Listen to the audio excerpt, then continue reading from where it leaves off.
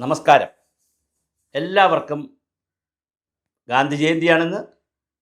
മഹാനവമിയുടെ പൂജ എടുക്കുന്ന ദിവസമാണ്. അങ്ങനെ പിന്നെ ലാൽ ബഹദൂർ ശാസ്ത്രിയുടെ ജന്മദിനം, അങ്ങനെ രാജാ രവിവർമ്മയുടെ ജന്മദിനം, അങ്ങനെ എന്തുകൊണ്ടും ഏറ്റവും മഹത്തായ ഒരു ദിനമാണ് ഒക്ടോബർ 2. രാജ്യമാകെ ഗാന്ധി ജയന്തി ആഘോഷിക്കുന്ന ദിവസമാണ്. ഗാന്ധിജിയുടെ സംഭാവനകളൊക്കെ ലോകത്തിന് മുഴുവൻ വെളിച്ചം പകർന്നിട്ടുള്ള വലിയ ഒരു ദീപമായിരുന്നു ഗാന്ധിജി. അപ്പോൾ ആ ദിനത്തിൽ മറ്റു ചില വിശേഷങ്ങൾ കൂടിയുള്ള ദിവസമാണിന്ന്. 1975 ഒക്ടോബർ 2 രാജ്യത്ത് അങ്കണവാടികൾ ആരംഭിക്കുന്നത്. അതിനു മുമ്പ് തന്നെ ബ്ലോക്ക് ഡെവലപ്മെൻറ്റ് ഓഫീസുകൾ കേന്ദ്രീകരിച്ചുകൊണ്ട് ബാലവാടികൾ ഉണ്ടായിരുന്നു. ബാലവാടികൾ പലപ്പോഴും ചെറിയൊരു വാടക കെട്ടിടത്തിലോ അല്ലെങ്കിൽ ഏതിൻ്റെ വീടിൻ്റെ ഭാഗമായിട്ടോ ആ വീട്ടിലെ അമ്മമാരോ സഹോദരിമാരോ അല്ലെങ്കിൽ ഏറ്റവും ലളിതമായിട്ടുള്ള ആളുകൾ അവരുടെ ഒരു സൗകര്യം ഉപയോഗിച്ചുകൊണ്ട് നടത്തുകയും നാമമാത്രമായ ശമ്പളമൊന്നും പറയാനൊന്നും കഴിയാത്ത 25 രൂപ 10 രൂപ അങ്ങനെ നാമമാത്രമായ തുകയിലാണ് ബാലവാടിയൊക്കെ പ്രവർത്തിച്ചത്. എന്നാലും നാട്ടിൻപുറത്ത് അതൊരു സന്തോഷവും ആനന്ദവും ഒക്കെ ആയിരുന്നു.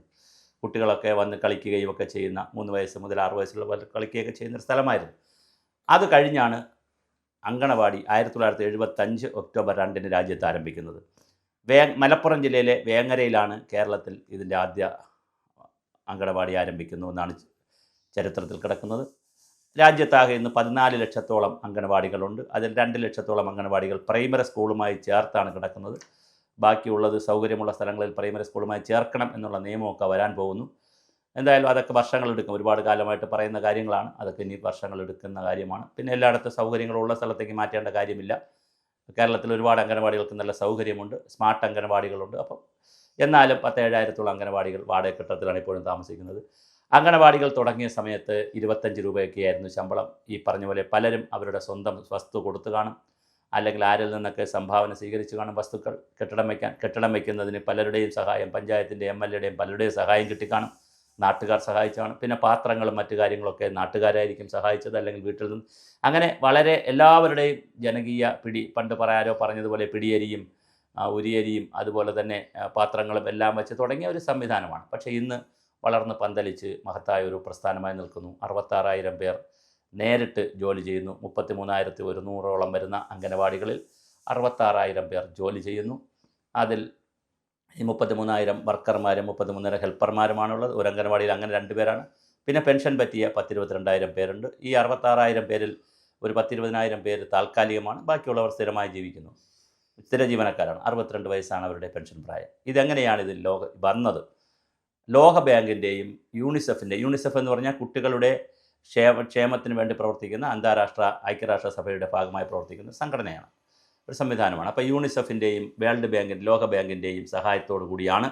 അത് സാമ്പത്തികവും ഉണ്ടായിരുന്നു. ആദ്യകാലങ്ങളിൽ സാമ്പത്തിക സഹായം ഉണ്ടായിരുന്നു. പിന്നെ അത് കഴിഞ്ഞിട്ട് പിന്നെ ഉപദേശവും മറ്റ് സഹായങ്ങളൊക്കെയാണ് കിട്ടിക്കൊണ്ടിരുന്നത്. അങ്ങനെയാണ് അംഗനവാടികൾ വന്നത്. ശിശുക്കളുടെ സമഗ്രമായ വികസനമാണ് വളരെ പ്രധാനം. കാരണം 3 വയസ്സ് മുതൽ 6 വയസ്സ് വരെയുള്ള കുട്ടികളുടെ ഏറ്റവും സമഗ്രമായ പോഷകാഹാരം കഴിക്കുവാനും ഒരു അച്ചടക്കം എന്ന് പറഞ്ഞാൽ ബഹളമില്ലാത്ത ആ അർത്ഥത്തിലല്ല, കുറച്ച് എന്നാലും ഒരു അച്ചടക്കമുള്ള ഒരു ജീവിതം നയിക്കുവാനും നല്ല ശീലങ്ങൾ കൊണ്ടുവരുവാനും അത്യാവശ്യം ചില വാക്കുകളും കാര്യങ്ങളും കണക്കുമൊക്കെ ചെറുതായിട്ടൊന്നും പഠിക്കാനും പാട്ടൊക്കെ പഠിക്കുവാനും തൻ്റെ സർഗ്ഗവാസനകൾ പുറത്തെടുക്കാൻ കുഞ്ഞിനെ സഹായിക്കുന്ന വളരെ സമഗ്രമായ ഒരു പദ്ധതി.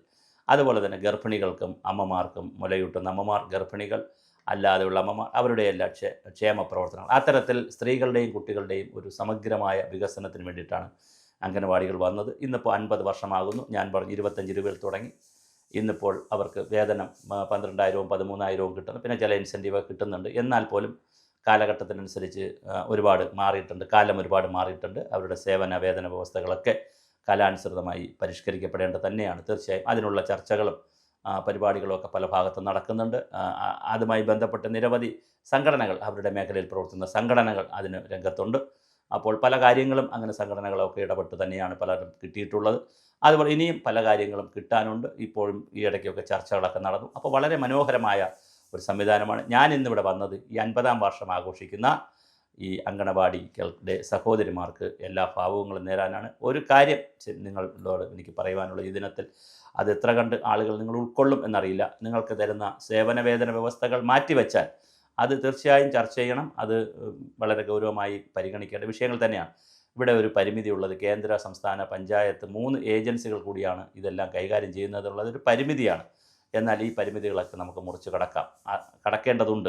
അത് ചിലപ്പോൾ കടക്കാൻ പറ്റും. അതൊക്കെ കാലത്തിനനുസരിച്ച് എല്ലാ മാറ്റവും വരുമല്ലോ. സർക്കാരുകളുമൊക്കെ ഇതിൽ അലർട്ടാണ്. പക്ഷേ ഒരു പ്രധാന വിഷയം, നിങ്ങൾ ചെയ്യുന്ന സേവനം വളരെ വലുതാണ്. ഈ രാജ്യത്തെ കോടാനുകോടി വരുന്ന കുട്ടികളെ വാർത്തെടുക്കുന്നതിൽ സൽസ്വഭാവികളായി നല്ല കുട്ടികളായി നല്ല വിദ്യാഭ്യാസത്തിലേക്ക് എൻട്രി ചെയ്യാൻ കുട്ടികളുടെ ഒരു താല്പര്യമുണ്ടാക്കുന്നവരായി ഒക്കെ പ്രൈമറി സ്കൂളിൽ നേരിട്ട് 6 വയസ്സിൽ ചെല്ലുമ്പോൾ 5 വയസ്സിൽ ചെല്ലുമ്പോൾ ഉണ്ടാകുന്ന മടിപ്പൊക്കെ മാറി ഒരു 3 വയസ്സ് മുതൽ അവർക്ക് പഠിക്കാനൊക്കെ പറ്റുന്ന, അല്ലെങ്കിൽ കാര്യങ്ങൾ മനസ്സിലാക്കാൻ പറ്റുന്ന രീതിയിൽ അവരെ ഷെയ്പ്പ് ചെയ്യുന്ന, ഇന്ത്യയിലെ പൗരന്മാരെ ഷെയ്പ്പ് ചെയ്യുന്ന വളരെ പ്രധാന സ്ഥലമാണ് അംഗനവാടികൾ. പക്ഷേ CBSE സ്കൂളുകളും ICSE സ്കൂളുകളും പ്ലേ സ്കൂളുകളും പല സ്കൂളുകളിലും ചെറിയ ക്ലാസ്സുകളും LKG UKG ഒക്കെ വന്നപ്പോൾ നാട്ടിൻപുറത്തുൾപ്പെടെ കുട്ടികളുടെ ഒരു കുറവുണ്ട്. അപ്പോൾ ഇതൊക്കെ എങ്ങനെ പരിഹരിക്കുമെന്നുള്ളത് എല്ലാവരും കൂടി ചർച്ച ചെയ്യണം. കുട്ടികൾ കൂടുതൽ വരട്ടെ, അംഗനവാടികളെല്ലാം സ്മാർട്ടായി മാറട്ടെ, നിങ്ങളുടെ സേവന വേതന വ്യവസ്ഥകളെല്ലാം മനോഹരമായി വരട്ടെ.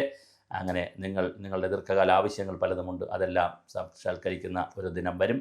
ആ ദിനം വരട്ടെ. എല്ലാവർക്കും അംഗനവാടിയിൽ പ്രവർത്തിക്കുന്ന എല്ലാ ടീച്ചർമാർ, വർക്കർമാർ, ഹെൽപ്പർമാർ, പെൻഷൻ പറ്റിയവർ, എല്ലാ സഹോദരിമാർക്കും നമ്മുടെ ചാനലിൻ്റെ ഭാവുകങ്ങൾ നേരുന്നു.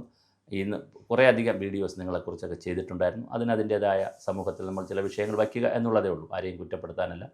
എന്തായാലും ഒരു ചർച്ച സമൂഹത്തിൽ വരാൻ ഇടയായി. അതനുസരിച്ചുള്ള മാറ്റങ്ങളൊക്കെ വരട്ടെ, നല്ല നന്മകൾ ഉണ്ടാകട്ടെ. നിങ്ങൾക്കെല്ലാ സഹോദരിമാർക്കും സുഭാഷിതം ചാനലിൻ്റെയും ഞങ്ങളുടെ അണിയറ പ്രവർത്തകരുടെയും എല്ലാവിധ ആശംസകൾ നേരുകയാണ്. ഇന്ന് ഗാന്ധി ജയന്തി ദിനമാണ്. ലാൽ ബഹദൂർ ശാസ്ത്രി, ഞാൻ തുടക്കത്തിൽ പറഞ്ഞു, ലാൽ ബഹദൂർ ശാസ്ത്രിയുടെ ദിനമാണ്, രാജാ രവിവർമ്മയുടെ ദിനമാണ്. ആ ദിനത്തിൽ തന്നെ അംഗനവാടി ദിനവും വന്നത് മനോഹരമാണ്. 50-ാം വർഷത്തിൽ കൂടുതൽ 100 പൂക്കൾ വിരിയട്ടെ.